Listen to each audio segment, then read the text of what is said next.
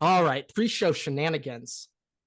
Not a crazy amount of stuff on the menu today for the pre-show. But No, but Everett, we'll I still know find a way you to got a talk new about. rash, so let's. Whoa. Don't start putting your rashes onto me, okay? I It know, is I it know, is I know. your rash. Grant's just I have to trying to project my rashes onto other yeah. people. That's how I get through it. But let's clarify. We don't have much to talk about, which means we'll end up talking about something for 15 minutes.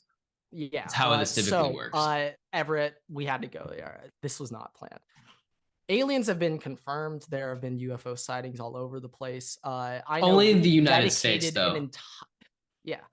We dedicated an entire episode to extraterrestrial life. Actually, Yeah, right? if you guys Was that were the whole looking into episode? that, That might we be like episode like it's like 40. 61. Oh It's yeah, literally a before year. that actually, It's like a year ago, like right now. June, Yeah, it July. actually should be. It This actually was might before only we be on understood how to do Spotify. things. It is on Spotify. It might not be on YouTube, Yeah, that's what I'm saying. but it is It on might not be on Spotify. YouTube, but like we already had our alien talk. But Everett, now that there's rumors that there's more aliens, well, we gotta dive into this a little bit more. But let's start off. Let's have it fun. In terms of current humans that probably are aliens, Shohei Ohtani's at the top of the list. He is most likely an alien. Let's talk football players though, but I'm not gonna say Mahomes. That's Mike the common Parsons. answer. Trent Williams. He's an alien, not human. Tristan That man Wirfs, too. potentially. He's the guy who jumped out of He's the an pool. Iowa guy, though. You know, he's got humble beginnings. I'd find it hard that to is find a an Superman. alien. No, I that find is a it Superman hard story. to find an alien who can blend in with Iowa, even though there's like a bunch of That alien is sightings. that And is like literally Superman. Now that I think about it, that's literally Superman. And he grew up in a cornfield. Yeah, I can't say like I'm a big DC fan. At least I know that's not Marvel. I was gonna say Marvel to piss you off though, but I didn't. I made a decision. Grant didn't really have that superhero childhood moment. No superhero. Like the biggest superhero in my life was Barnacle Boy and Mermaid Man from SpongeBob. Like those were my superheroes growing up. I respect it. Yeah, I mean, if anything, it's a power play. Like Barnacle Boy got way more shit done than multiple superheroes. He'd sit there. Yeah. I mean, the best comedic relief superhero in the history of the game, better than Deadpool, better than Star Lord. What's Chris Pratt's character? Star Lord, right? Star Lord, better than that. Like the greatest comedic relief superhero in the history of all of cinematography goes to Barnacle Boy and Mermaid Man. More so Barnacle Boy though. That dude, Barnacle Boy is just fucking hysterical. What can I say? But on a real topic, though, let's talk more aliens. Michael Phelps, yes. Usain Bolt, yes. Tiger Woods' brain, because the mentality to be able to lock in and shut it down on Sundays at the age of 19. He wasn't 19. He's probably 19,000 years old. Tiger Woods' brain, not his spine. Definitely not human. Definitely human. Definitely human. It's no longer human, but at one point it was. Yeah, now it's not human anymore. The hell. Yeah, it's just like a rod in the back of his. Yeah, it was just a rod in his back. Kobe Bryant, definitely an alien. Shaq, also maybe a little. Shaq, 100%. Manute Ball, tallest NBA player ever. Is he in there? Boban. But he's too funny in Subway commercials. Aliens can't be that funny. So no to Boban. I'd say Anthony Edwards might be. Oh, Giannis. Anthony Edwards might just. No, Curry's just so dedicated to his craft. Curry's dedicated. He doesn't have the alien vibes, but he's got the dedication vibes. Yeah, and like saying Curry's an alien is implying that Del Curry, his father, was an alien. And looking at that boy's career numbers, he was not an alien. LeBron's an alien. Yeah, but he's so corny that has to come from a human. No. He's so corny. That's an alien trying to adapt into human society. Maybe, but there's no aliens would be self-aware over time to be like, let's all be honest here. Let's all be honest here. Adam Silver's an alien. Yeah.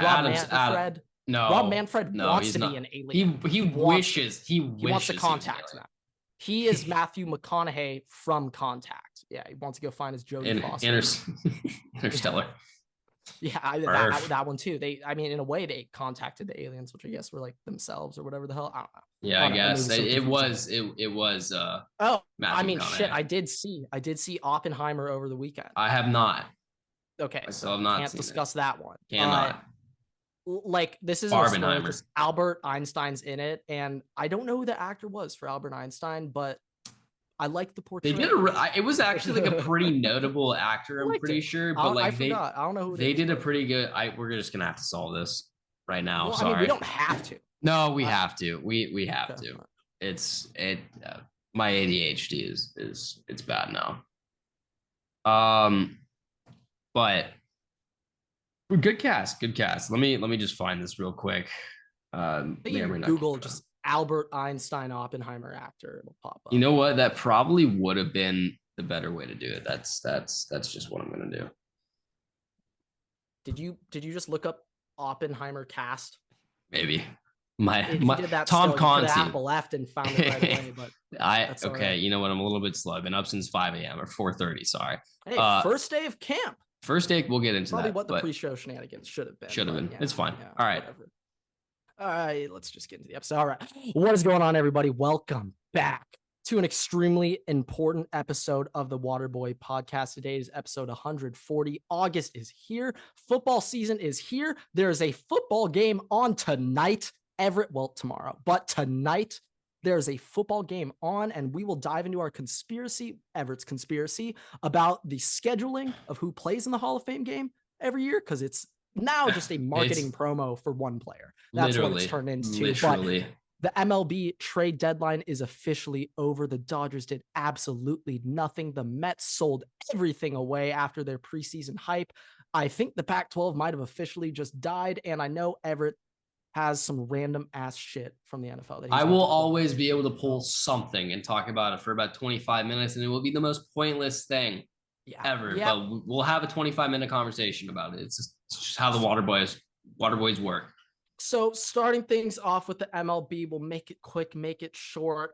We got to start off with this as the resident Dodger fans, best Dodger fan podcast in the world right now, the Waterboy Pot. So Eduardo Rodriguez, starting pitcher, we went after, we traded for.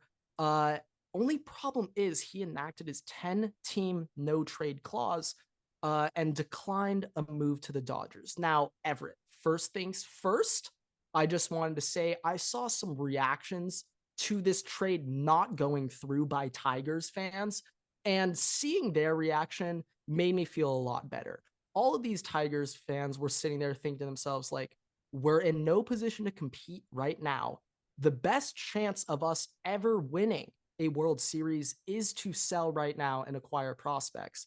But Eduardo Rodriguez, who claims he loves Detroit so much, also has a player option this year. And I'm not going to go out on a limb and say he's not re-signing to Detroit. So let's acknowledge this. So he said today, the Detroit fans are in shambles. He said today, one fan says, I don't ever want to know the prospects that we would have gotten in Hall. I don't want to know. It will break my heart.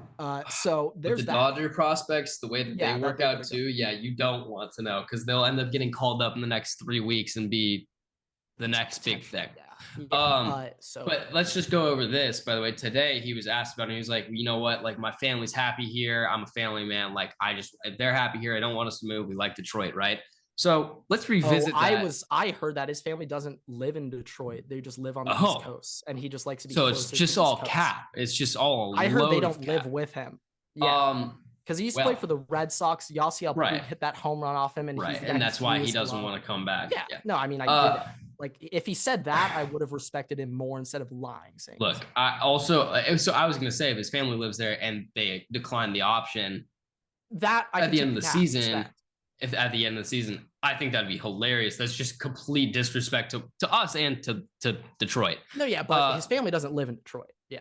But the other thing too, if I were a Detroit fan right now, not only would I be in like, I would just be so ungodly just disappointed and upset, because one player having that ability to completely just derail everything that you have been able to do. They don't get anything for him. He could just leave. Like that's terrible. That's the worst case. Like, you know, like a Shohei Ohtani with the Angels, like at least at the bare minimum, you could increase ticket sales right now with Shohei. Right. Yeah, you make some money.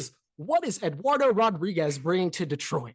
What is he bringing? What I would also like to mention is the Dodgers play Detroit in like 2 weeks. We coming for that ass. We coming for that ass, Eduardo. We coming for that ass. It's gonna be Fenway Game 4 all over again. All over. No, literally, he's gonna get absolutely fucking demoed. I hope. Is it in LA too, or is it in Detroit? That's the other thing. Not entirely. I think it's in Detroit, but not entirely sure.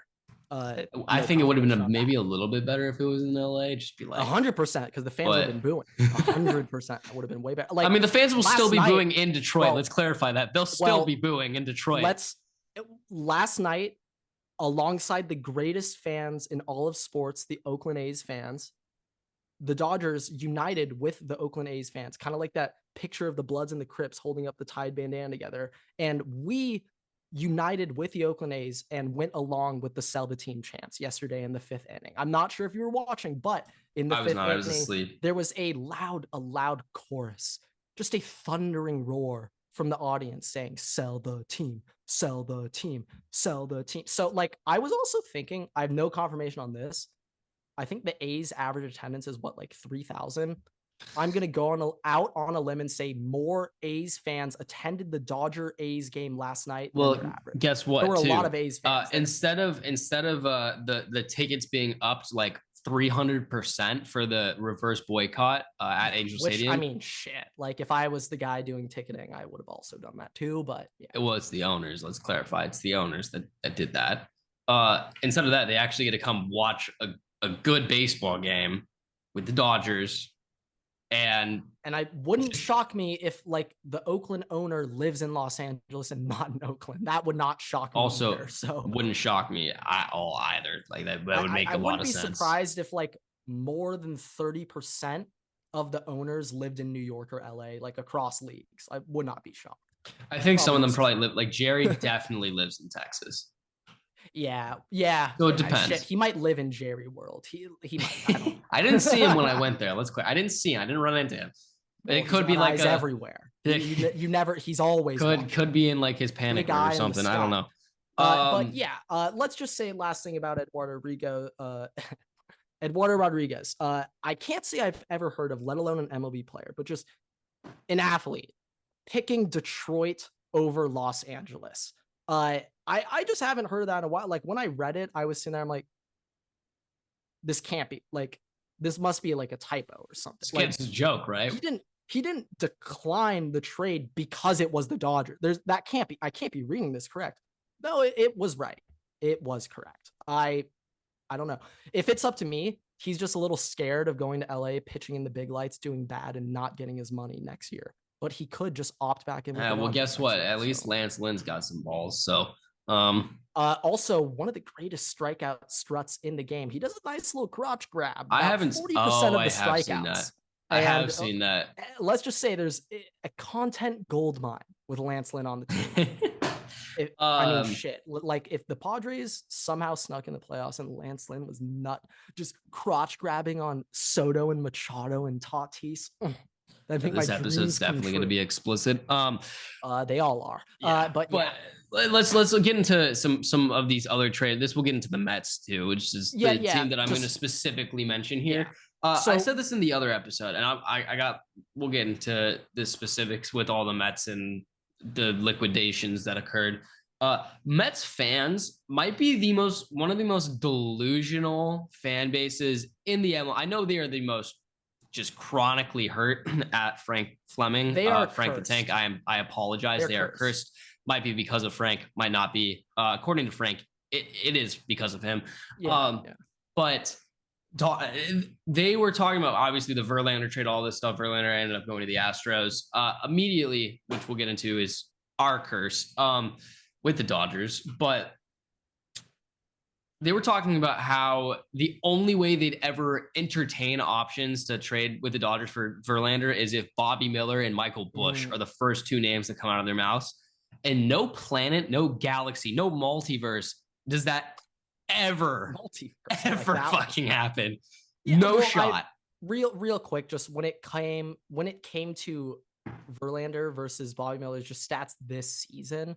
Now I know, but it's also really good last month, and he's heating up. It's also age. Yeah. It's just I know Verlander had a really great month last month in July, so that kind of increases value too. But like the difference between the expected stats of Bobby Miller and Justin Verlander are not that big. And I know on paper Bobby Miller's got like a 4.2 ERA, but like when it comes to just bad luck and shit, he's just getting a little unlucky with some of these runs. But let's also just mention this real quick. Oh, you got it. You go. Okay, so I just want to say, Mets entered the season very high expectations, coming off an 101 win season, which might have been like one of the biggest division chokes of all time. Other Braves end up winning that, but they also had the highest MLB payroll. Go get Scherzer, Verlander. Teams loaded up. They got some resign. What's the closer name? What's it? Eduardo. Well, Edwin Diaz. Edwin Diaz started in the World Baseball Classic. Yeah. So this is one thing that I loved. I saw a healthy amount of Mets fans. I'm going to call out one KFC radio right now. I saw a healthy amount of Mets fans right after the World Baseball Classic.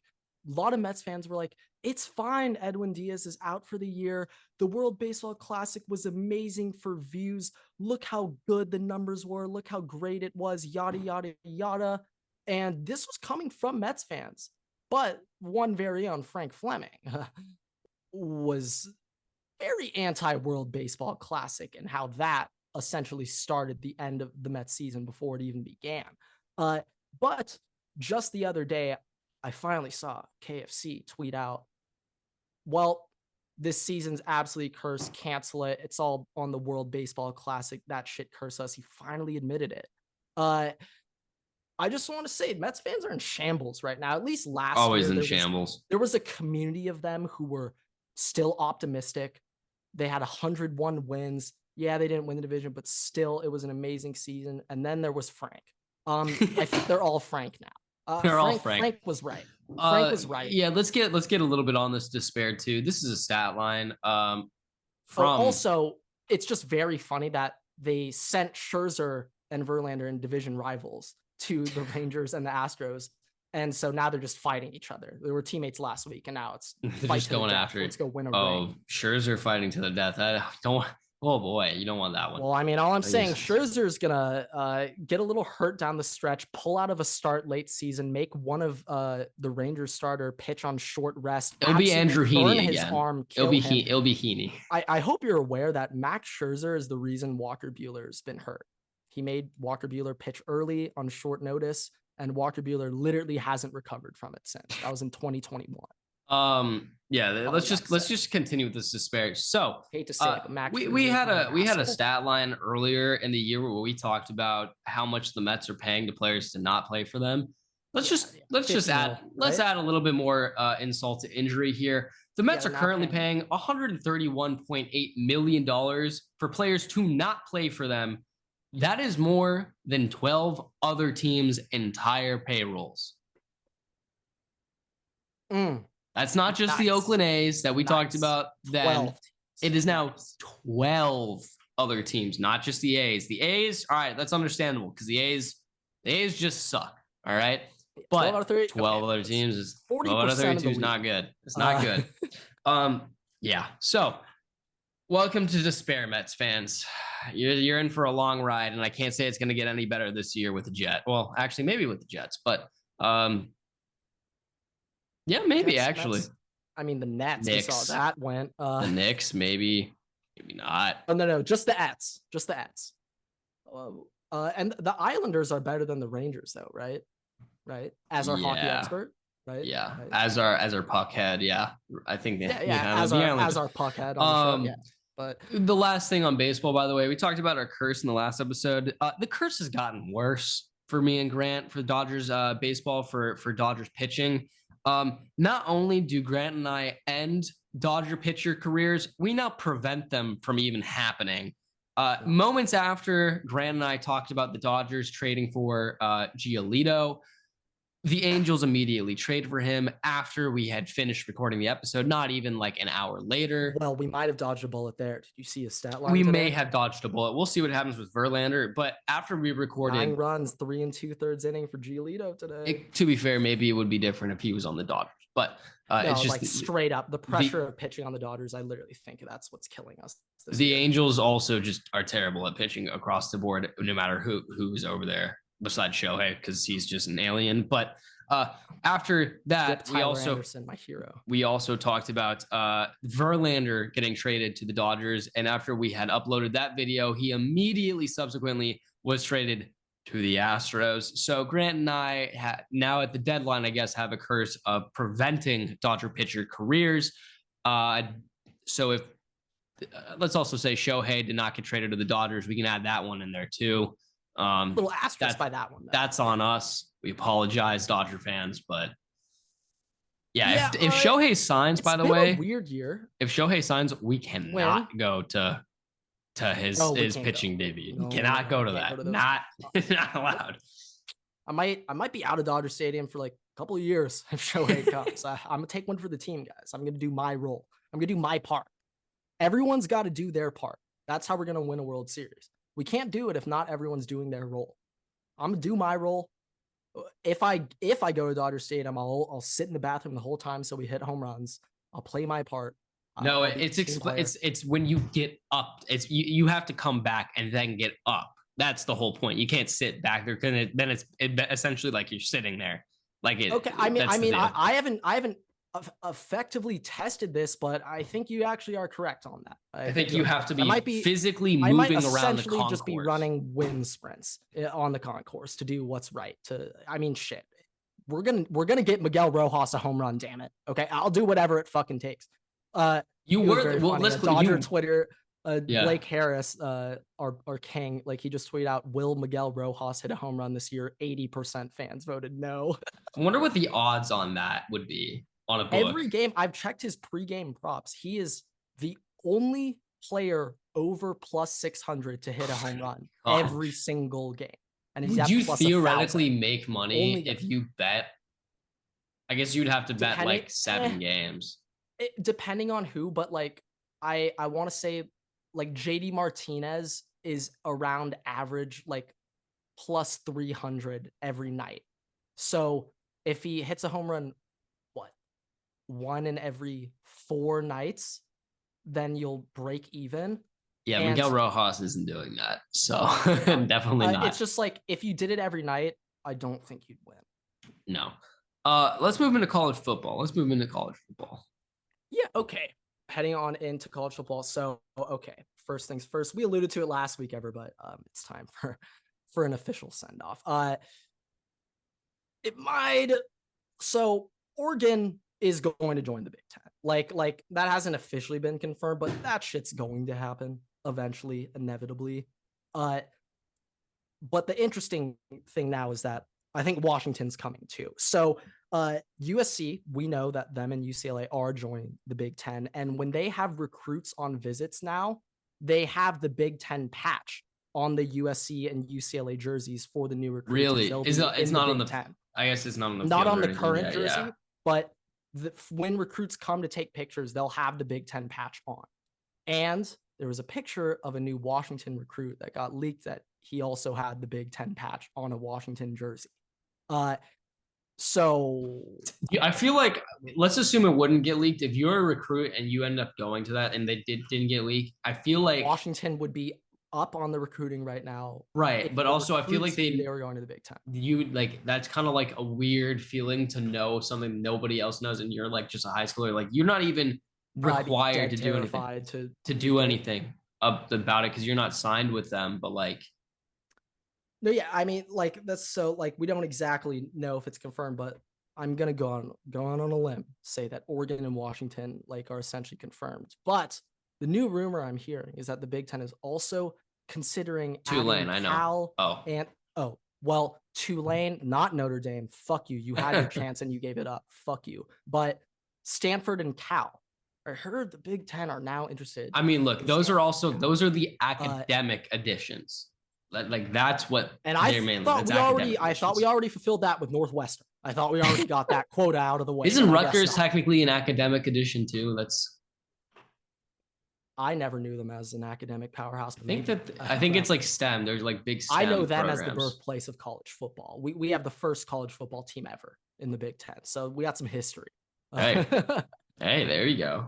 But yeah, that's about it. Yeah. Also, I'll just say like when it comes to this conference realignment and stuff, it is amazing to me how this all going into effect under wraps this season, next season. But it's amazing to me how under wraps even with the leaks, people aren't certain that these things are happening. Like we have a good feeling, but like it has taken a lot of time for things to even be leaked in quotations. And for me, like obviously as somebody who works for a football team, this is really interesting to me because it applies. I think I might have breaking news live reaction we got to go over right now. ESPN just dropped their top 10 wide receiver U colleges. This would only be breaking news if there was one school not at number 1 and they aren't. So let's get into it. And is LSU one? The only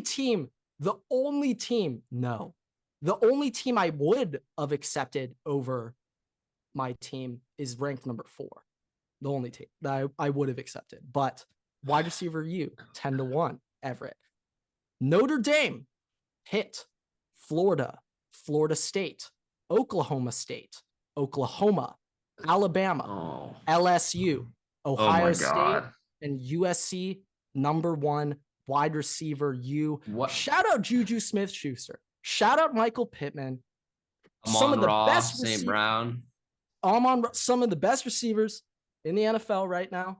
Robert Woods, one of the greatest receivers in NFL history.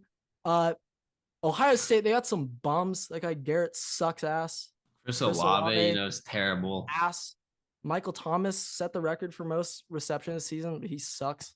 Terry McLaurin's fucking terrible. Terry McLaurin just signed an $80 million contract. Ass. Yeah. Yeah, LSU, that guy Justin Jefferson, total ass cheeks. Justin Jefferson, Jamar Chase. I don't know why people saying they're the 2 best receivers in the NFL.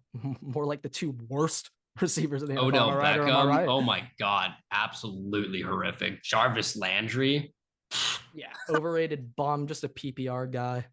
Wasn't good. So yeah. Isn't DJ Sharks from there too? Yeah. Terrible. Not good at all. It's hilarious that this is what they came up with. Where was Clemson? Not listed. DeAndre Hopkins. Oh my God. Higgins, isn't Amari Cooper? Mike Williams. Didn't Amari Cooper go to Clemson? Bama. Close. Not really.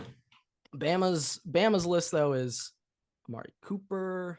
Where's Bama at? Jalen Waddle. Where's Bama at? 4. Okay. That's where they should be. That's where they should be. They should be above USC. Well, no. I'm saying if the list was accurate, that's where they should have been placed, regardless. I'm not saying the rest of it's accurate. It's like 3 or 4. Even though like you do got to think depth. Justin and Jamar are the 2 best receivers. So I'm putting LSU 2, Bama 3, USC 4.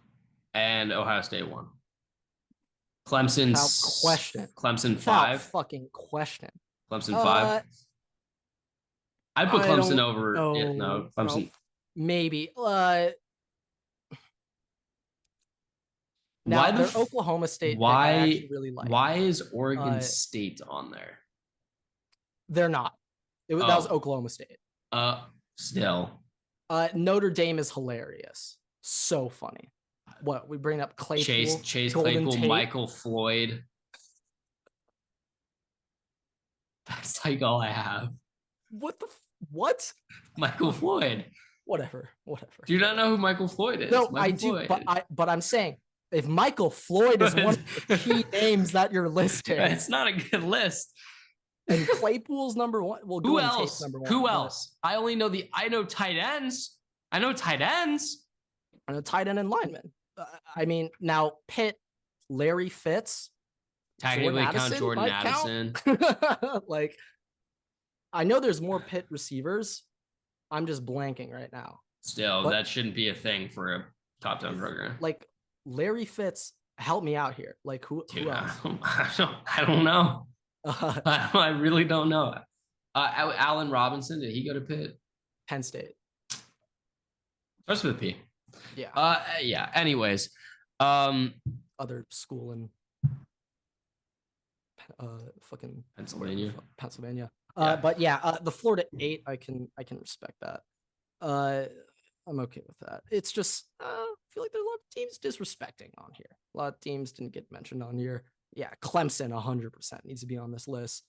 That one's bad. That's bad. That's really bad. Notre Dame over Clemson.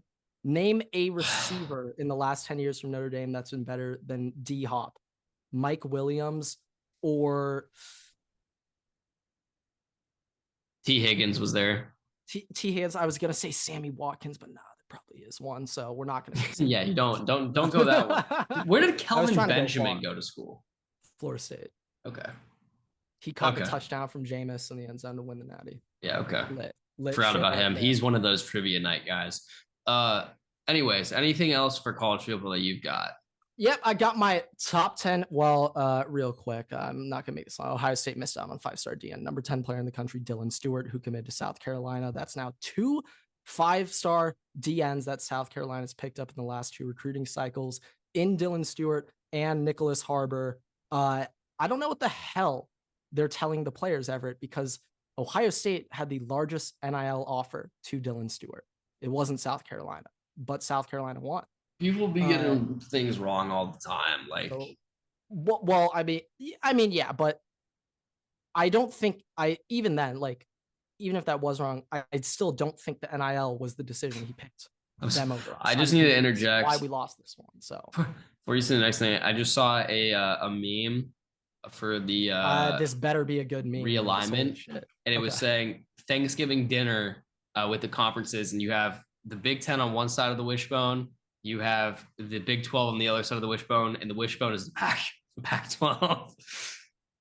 Yeah, everyone's just taking their pickings. The last meetup of the Pac-12. Get them through. Just get those last little. Let's be clear. Let's be clear. This is the Pac-12's last dance. It is the Pac-12 last dance. They should get a documentary crew. That might be a part of the title. That might be the part of the title for this episode is the Pac-12's last dance. That's a good one. If this because I mean, let's say those teams I previously mentioned are leaving, add in Colorado too. That adds a total of 7 teams out. So the Pac-12 remaining is Oregon State, Arizona State, Washington State. Can't wait till we add Boise State and they haven't Hawaii to the Pac-12 yet. Yeah, it's gonna be don't worry, the future Pac-12 championship game will be played at New Aloha Stadium. Yeah, where the old Pro Bowl used to be. But okay, peace Pro Bowl, dude. Yeah, now it's in Vegas and we got Kamara doing crazy shit out there now for the Pro Bowl. Go figure. I mean, I thought we wanted to crack down on gambling, and now we're just literally. It's hard to crack down on gambling when you send all the players for the vacation week Pro Bowl to the gambling hotspot of the world. You have all the casinos shit in front of them, and you tell them, no, all right, let's get to your list. Your list. Top 10 college football offenses going into week 1. Maybe we'll be doing this bi-weekly, but we'll see. Going 10 to 1 or 1 to 10. 10 to 1. I feel like it's less obvious who won this. Yeah. Okay, so 10 to 1.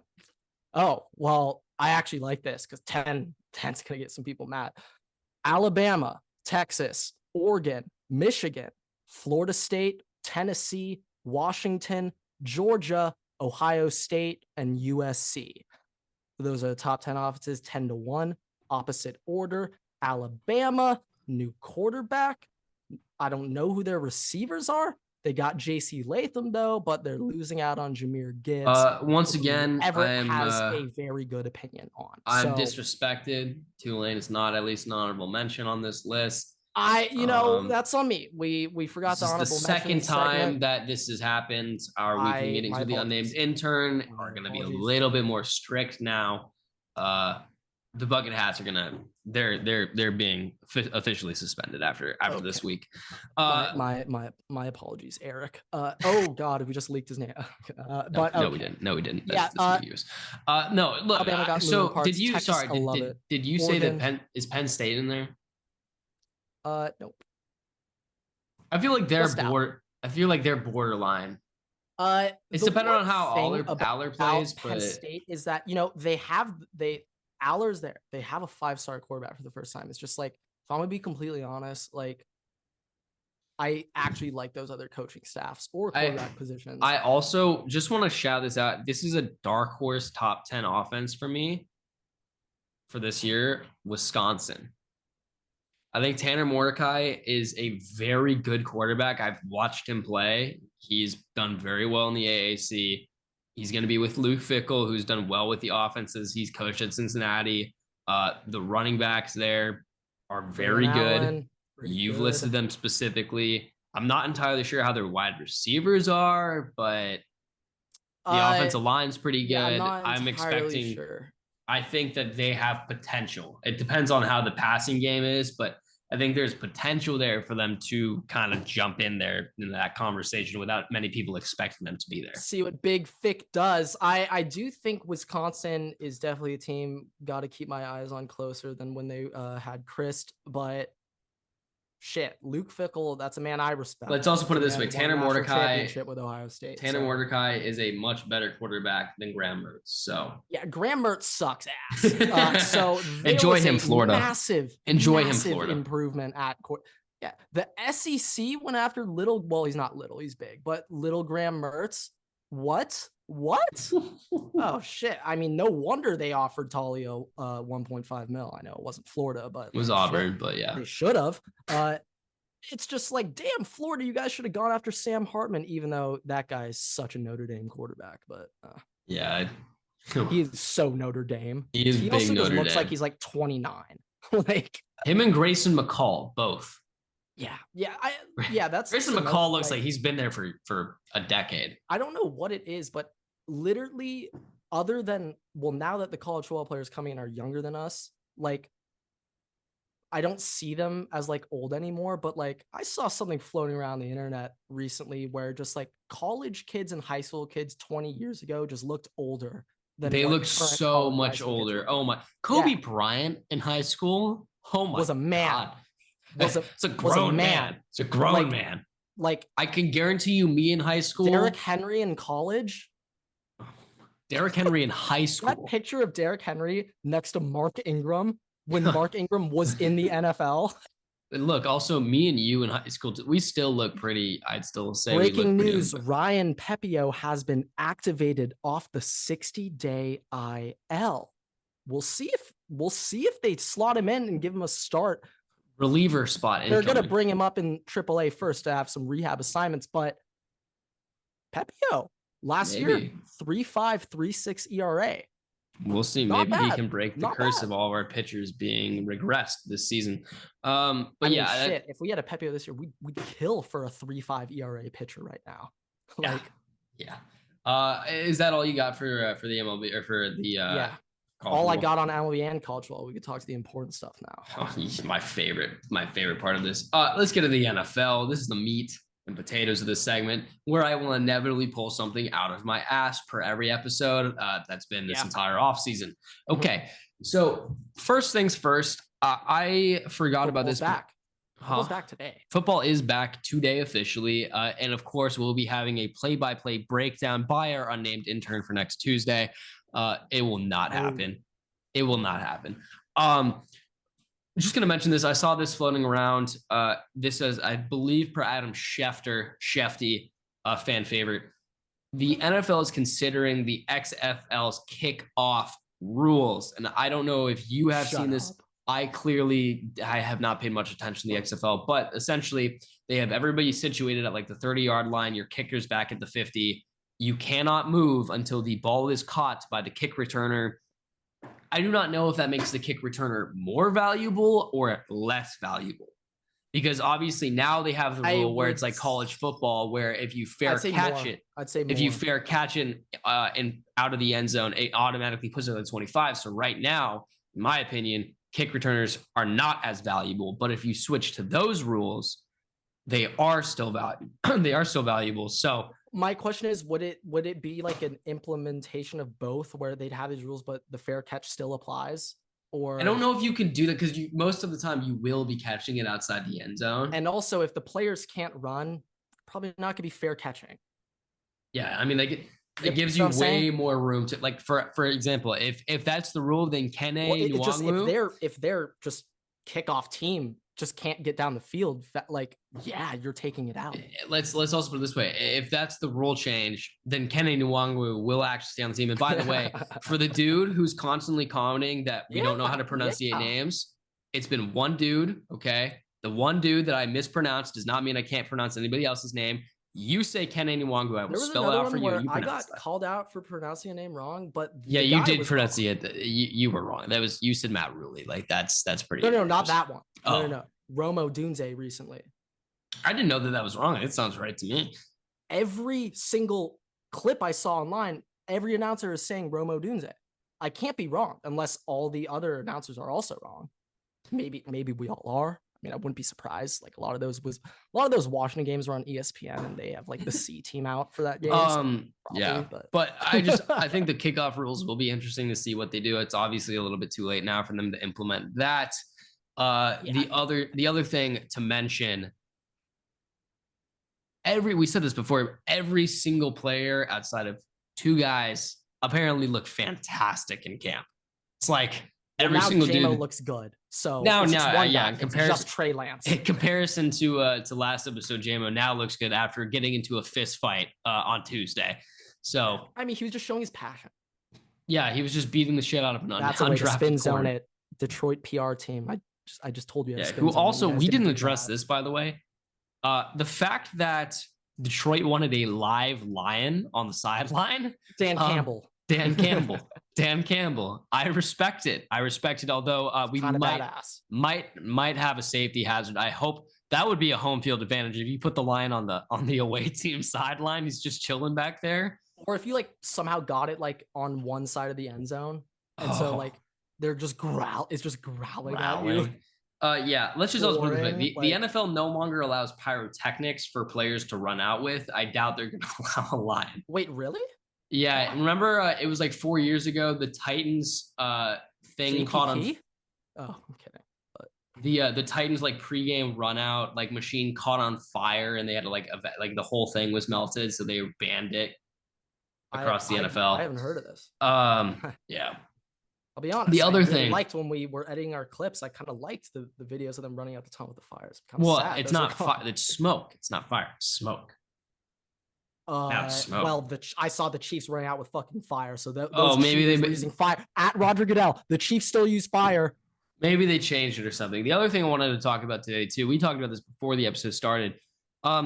You said, you don't really see any rookie wide receiver hitting 1,000 yards receiving the season, which I think is fair. I guess not like that out of a take. We said, although I did say, if anybody was going to do it, it would probably be Zay Flowers. With that said, though, and I made this point to you specifically, I have immense trust issues with wide receiver ones being 5'9".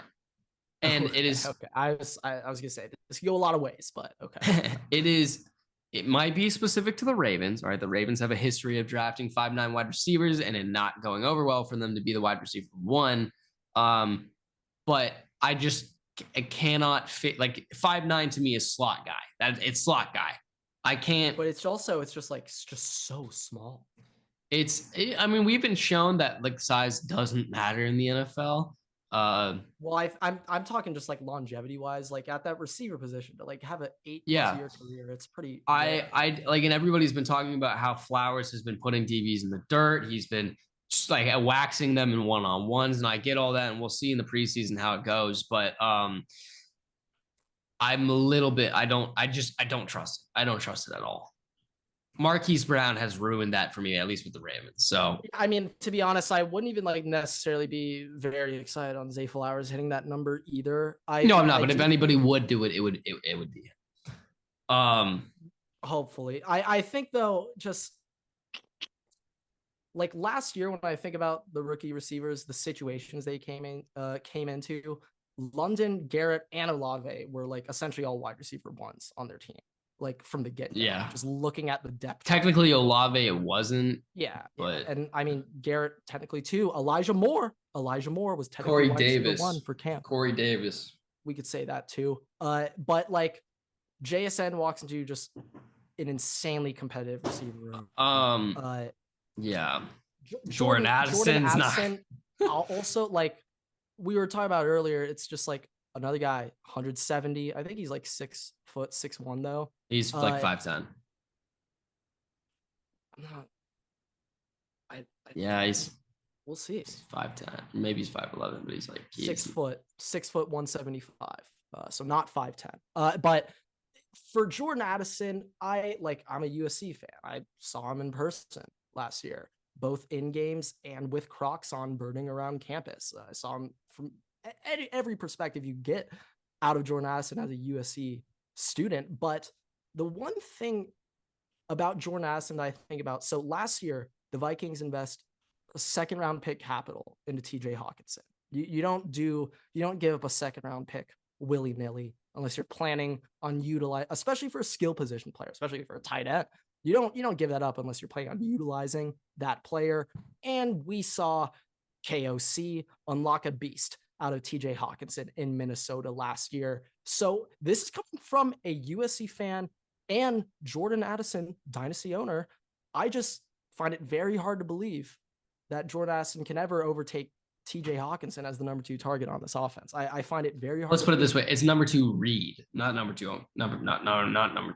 What I'm saying is just overall target share. I think it's just, we know who's won, but TJ Hawkinson is going to be that firm number 2 target percentage at the end of the year. And they're both in a re-signed contract season for the Vikings.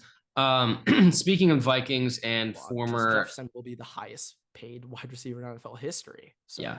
Speaking of the Vikings and former boogeyman of the Vikings, let's get into my conspiracy theory of the week. I thought about this earlier today. Today as in Wednesday. Tomorrow when this is uploaded will be the first preseason, will be the Hall of Fame game. And I was thinking, all right, this is the first thing. I got to get my football juices back in rhythm, back flowing. And I realized, the Jets are playing the preseason game. I think they're playing the Steelers, right? They're playing the Steelers.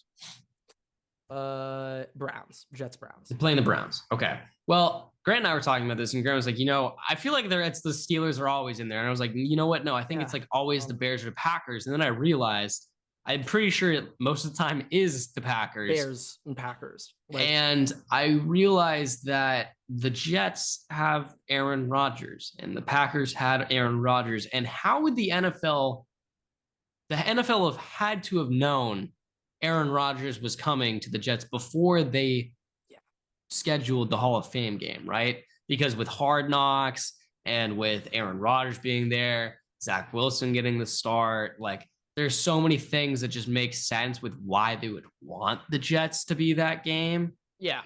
As versus the Browns. I actually have the list of the last 50 Hall of Fame games. Okay. We could just I'll just go over the last 5 or so. So Jets, Browns this year, Jags, Raiders last year. The fuck? Year before Devontae there. Just saying. Yeah, maybe. Year before that, Cowboys, Steelers, banger. Year before that, Broncos, Falcons. It's kind of a weird one. Year before that, Bears, Ravens. A little bit of a weird one, but I don't know why. I think Hall of Fame game, I just think historical franchises. So yeah. That's just kind of where I'm thinking. Year before that, I think Cardinals, Cowboys. Maybe it also has something to do. Maybe Vikings. Maybe it also has something to do with who is going to be the Hall of Fame, receiving whatever the ceremony is for. That's 100% what it is. But I would still like to state though, the NFL 100% knew Aaron Rodgers was going to the Jets before they made that decision. Oh yeah. 100%. It had to have gone into it somewhat. Well, I just feel in most cases, at least player, agent, and team probably know of the news potentially even a week or 2 weeks in advance of it breaking. Yeah, I think it's also dependent. But yes, like I know we don't know Dalvin Cook has signed, but Dalvin Cook has signed to the New York Jets. Like I don't know. Yeah, well, I just say a lot of moves. Yeah, no, Jonathan Taylor's already been traded to the Chiefs. So okay, so we'll get into that. So some very minor new details with Jonathan Taylor. No confirmation on this. Either the Colts have said that they are open to hearing offers for JT, or teams are just sending them shit. One or the other. I don't know exactly which one it is. But shit, JT trade things are flowing around. I don't know if the Colts are actually interested in it, but the betting favorite to now land Jonathan Taylor, Everett, is the Kansas City Chiefs. Now, let's preface this. As a JT Dynasty owner, I'd be very, very interested with JT to the Chiefs. I have zero fear Pacheco would take his carries. Absolutely zero fear. However, as a lifelong Chargers fan whose first words were Junior Seau when I came out of the womb, literally minutes after coming out of the womb, this broke my fucking heart when I read this shit. That my star dynasty players going to the fucking Stormtroopers, going to the fucking dark side. No. Yeah, let's clarify. That was the most terrifying shit. If y'all haven't watched our live stream of drafting, he was literally the first player of Grant's pick in the draft team. First pick in the draft. This is Grant's like inaugural baby boy. It's the most connection he has. It's a little surprising to me just seeing this happen.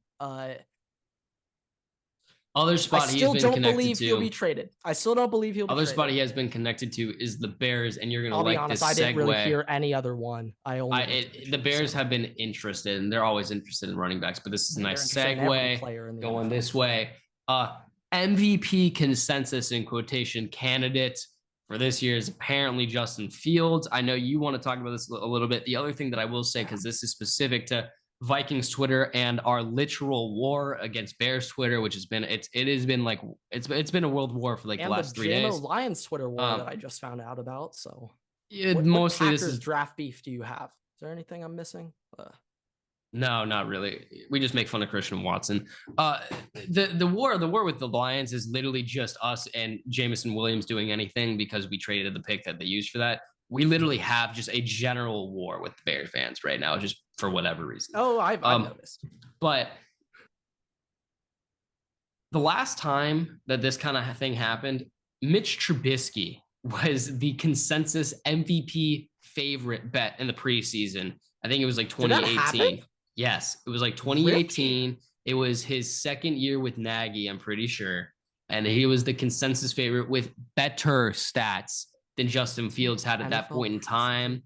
And guess what happened? He was not remotely close to having an MVP. You are talking about one Mitchell Trubisky, one of your favorite players that you use frequently in Madden saves. One time. That we used to run. Yeah, one time. It was one time. One time. I'm not going to mention my quarterback for that league. I don't think you'd remember who it was. I believed I had Lamar the season after, which was phenomenal. Oh, I'm not entirely sure about that. I had Deshaun. But in terms of, I'm trying to look back at the MVP odds that year for 2018. It was the preseason MVP odds. I'm looking at 2018. Best odds to win MVP in 2018 as of July 27th. Number 1, Aaron Rodgers. 2, Carson Wentz. 3, Tom Brady. 4, Drew Brees. Here, I have it. 6, Jimmy G. 7, Russ. It was 2019. There we go. I was gonna say. I think 2018 was year 2. So 2019, Mitch Trubisky. 63.3% completion percentage. Fields 60 right now. Yards per game is 210. Fields right now 162.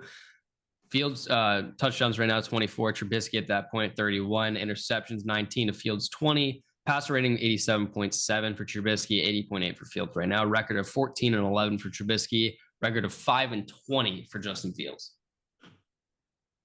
It is not happening. Do not waste your money. If you're a Bears fan, go waste your money. But if you are actually just a fan of the sport, do not waste your money on Justin Fields. I know everybody's talking about him having a jump like Jalen Hurts, but his team is nowhere near being that way. 2019 list, I see Deshaun 1, Goff 2. And this tied with Goff at 2.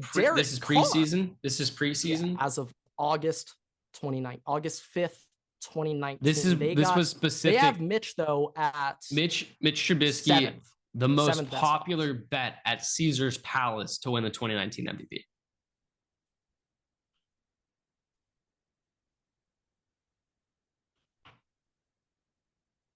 Okay. Well, if that's the case, then yeah, that is literally exactly Justin Fields right now. So I just wanted to say though, on the Justin hate, because we're back on this train again. 2018 Bears, was that when they missed the field goal, Cody Parkey? Yes, that was when Trubisky had a very good, surprisingly good first season, and everyone was like, okay, he's going to take a massive leap the second season. Was that going into year 3 also? That was his third year, yes. So, like, that was the big year. A lot of parallels with Justin there, not going to lie. A lot of parallels there. Huh. Second year with an offensive-minded head coach. Well, Matt Nagy is. And Eberflus is shit, probably worse. So but that's also my point. Is this is a monumental waste of money. Like we've had a whole conversation about Justin Fields. All right, the team. People are thinking they're not going any better than 7-10 at best. Ooh, that's pushing it. That'd be hard. At best. So if you think an MVP candidate if you think a player can win the MVP going 7-10. Which has never happened before. Yeah, from those angles, no. Well, it's never happened before besides Lefty Dick Strong in 1962. Of course. How can you forget? Actually, I'm curious. When was the last time that, like, I know it's cross sports, but Russell Westbrook is literally the last time I remember just like a fucking an MVP win where his team wasn't dominant that season. That's the last one I can technically remember. Baseball doesn't count, but AP technically they made the playoffs, but they were like second place in the division, I'm pretty sure. Yeah, I get that. Well, yeah, I'm just saying like, not even making the playoffs is kind of like where I'm I don't think it's happened in the NFL maybe for like 60 years. I doubt it. I wouldn't be surprised if back in the day NFL was like the NBA where they just gave the MVP of the winning team. Yeah. MVP. Yeah. Okay. I don't know. To wrap. But last thing I just want to say about Justin Fields. Dan Orlovsky, I'm coming after you. Dan Orlovsky was the biggest Justin Fields hater going into his NFL draft 2020 NFL draft. Yes. 2020 NFL. Holy shit, I already forgot. But Dan Orlovsky was like the king of just the classic, no Ohio State quarterback has ever done it. Ohio State's never had a quarterback, like just the classic shit over and over on loop. He can't read a defense. Forget reading a defense. He can't even read English. Like that's the shit Dan Orlovsky was saying. Get ready to go to China, buddy. But now Dan Orlovsky has made a complete 180 flip, full on flip in 2 years. Nonetheless.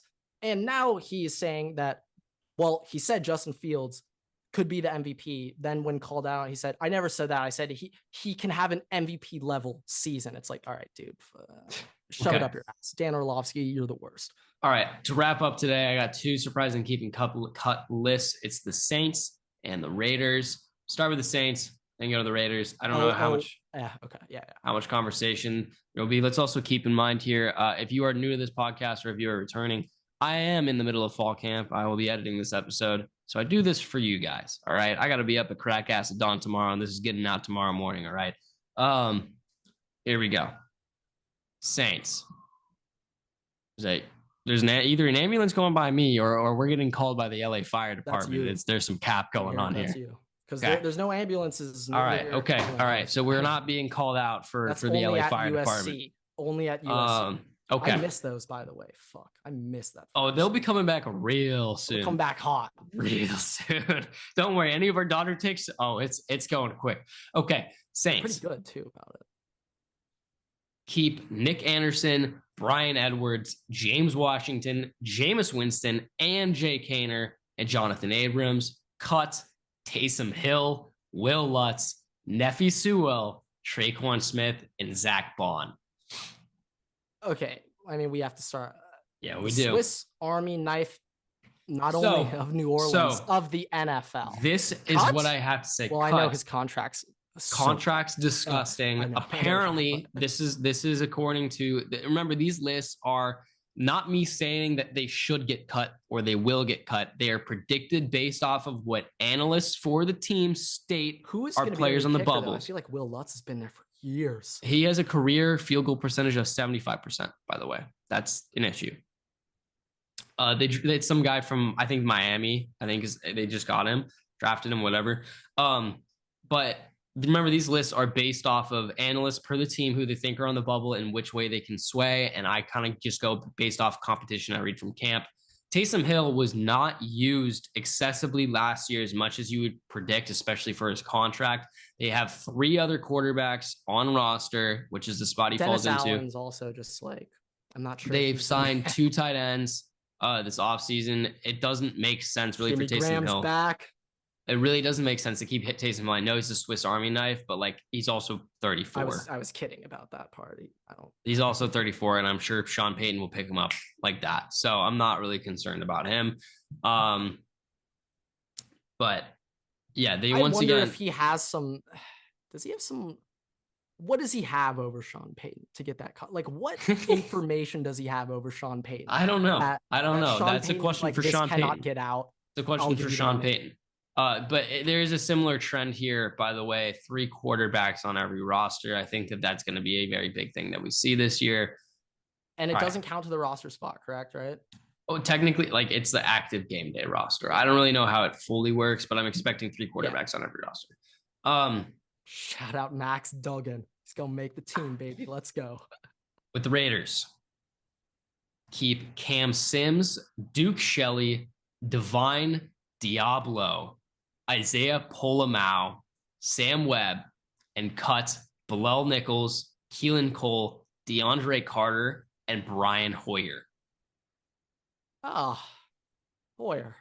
God. Now, I consulted one of the Dynasty League members who is a Raiders fan on this one. This is from not only analytical sources for the Raiders, but from an official Raiders fanboy. So just take all of that into account here. But I'm just saying, Divine Diablo, I mean, what are we talking about? That's one of the greatest names of all time. That's what he said as well. Greatest NFL name. Let's move past football. Let's talk about the world. Okay. Holy shit. Divine Diablo. Oh, Divine Devil? Are you kidding? Holy Devil. Now let's just clarify here. Let's clarify here for all the people that think I pronunciated this wrong. Diablo is Deablo. I'm guessing. Is it what could it Diablo? What else could it possibly be? I don't know. Like, yeah, I don't know. I mean, I don't know, but they'll find some way. They'll find a way. I don't know. I mean, that's got to be Diablo. They'll find a way. Maybe it's Divine instead of Divine. Maybe it's Divine. Yeah, it's just Divine Diablo Everett. We just got to take a step back there. Holy shit! His parents, the greatest name ever. His parents, fantastic names. Nobel Peace Prize for them. Give it to them. That should also be somebody's name is Nobel Peace Prize. Shit, probably somebody's name Meta World Peace. Meta World Peace. Another one. Almost there. Okay. But with that, thank you guys so much for watching, listening. Rate us 5 stars. You can find us out on Twitter, TikTok, YouTube, Instagram, wherever else. At Waterboy Pod. Make sure to follow me and Grant on Twitter or X, whatever you want to call it, at Everett Takes and at Waterboy Grant. We post new episodes every Tuesday, Thursday, and clips every day of the week except for Monday. You don't want to miss them on TikTok. We post episodes on YouTube and any other podcasting platforms. Make sure to rate us 5 stars. Make sure to share us around. Make sure to like, favorite, put on notifications. Share. It's a big one. And we'll see you guys all in the next episode. Waterboy's out. Shout out Phil Bickford. You will be missed.